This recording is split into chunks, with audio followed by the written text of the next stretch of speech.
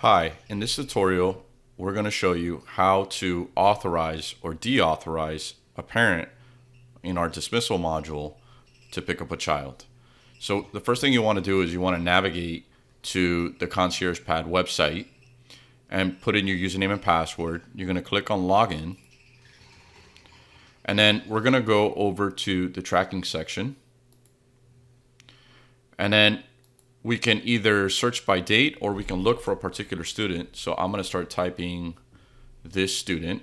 I'm going to select the student, hit search, and then I'm going to go into the profile for that student. In the profile section, we can look up the historical records of every parent or guardian that has released or picked up that child. So I'm going to select this parent. Then you click on the auto populate details button, and this pre-populates the information that was gathered from a previous dismissal pickup.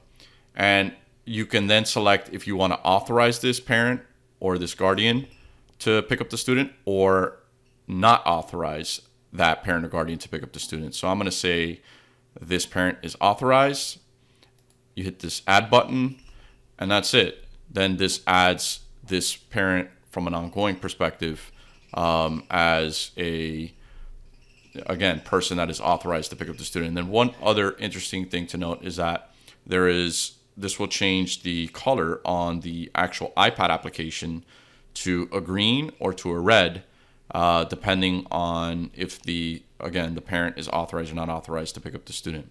If the parent is not authorized to pick up the student, remember that the emergency team will be notified via text message and email that that parent is there and they're not authorized to pick up that student.